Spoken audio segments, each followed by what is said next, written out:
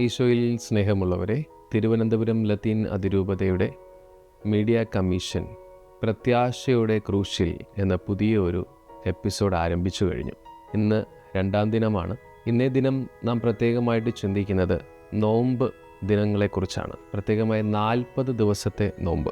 Roman കത്തോലിക്ക സഭയിലെ പാരമ്പര്യമനുസരിച്ച് ശാരബുധൻ മുതൽ വലിയ ശനിയാഴ്ച വരെയുള്ള 40 ദിനങ്ങളാണ് നോമ്പുകാലമായി ആചരിക്കുന്നത്. ഞായർ കർത്താവിൻ്റെ ദിവസം ആയതുകൊണ്ട് ആഴ്ചയിലെ ആദ്യ ദിനമായ ഉദ്ധാന ദിനം, ഇതിനിടയിൽ വരുന്ന 6 ഞായറാഴ്ചകൾ നോമ്പ് ദിനങ്ങളായി കൂട്ടാറില്ല. യേശു മരുഭൂമിയിൽ 40 ദിവസം ഉപവസിച്ചതിൻ്റെ സ്മരണയിലാണ് സഭയിൽ നോമ്പ് ആചരണം ആരംഭിച്ചത്.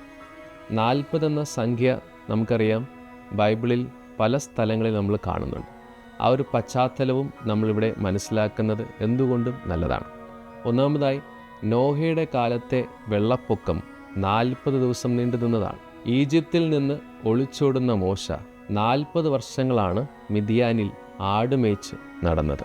10 കൽപ്പന ഏറ്റുവാങ്ങും മുൻപ് മോശ സീനായ് മലകളിൽ 40 രാവും പകലും പ്രാർത്ഥനയിൽ ചെലവഴിച്ചിട്ടുണ്ട്. മോശ ഇസ്രായേൽ ജനത്തിനു വേണ്ടി 40 ദിവസങ്ങൾ ദൈവത്തോട് മധ്യസ്ഥ പ്രാർത്ഥന നടത്തുന്നുണ്ട്. എന്തിനേറെ, യേശു ഉദ്ധാനത്തിന് ശേഷം 40 ദിനങ്ങൾ കഴിഞ്ഞാണ് സ്വർഗാരോഹണം ചെയ്യുന്നത്. സ്നേഹമുള്ളവരെ, ചരിത്രപരമായും പാരമ്പര്യ പശ്ചാത്തലത്തിലും നമ്മൾ ഈ 40 ദിവസം എന്നത് നമ്മൾ മനസ്സിലാക്കി കഴിഞ്ഞിട്ടുണ്ട്. നമ്മൾ ഉപവസിക്കുകയും പ്രാർത്ഥിക്കുകയും ദാനധർമ്മം ചെയ്യുന്നു.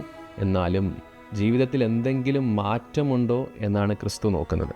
അവിടെ ഒരു മാറ്റം ഉണ്ടാകുന്നില്ല എന്നുണ്ടെങ്കിൽ ഈ ഈസ്റ്റർ കഴിയുമ്പോഴും നമ്മൾ പഴയ മനുഷ്യരായി തന്നെ ആയിരിക്കും. അവിടെ ഒരു മാറ്റം വരണം എന്നുണ്ടെങ്കിൽ നമ്മൾ നമ്മെ തന്നെ പൂർണ്ണമായിട്ടും അതൊന്ന് മനസ്സിലാക്കണം. ഞാൻ നന്നായിട്ട് പ്രാർത്ഥിക്കുന്നുണ്ട്, ഞാൻ ഉപവസിക്കുന്നുണ്ട്, ഞാൻ ദാനധർമ്മം ചെയ്യുന്നുണ്ട്. എന്നാൽ പരമപ്രധാനമായും എൻ്റെ ജീവിതത്തിൽ പ്രത്യാശയോടെ ഞാൻ ആഗ്രഹിച്ചതുപോലെ ഒരു ജീവിതം സ്വന്തമാക്കുവാനായിട്ട് നമ്മൾ പരിശ്രമിക്കണം.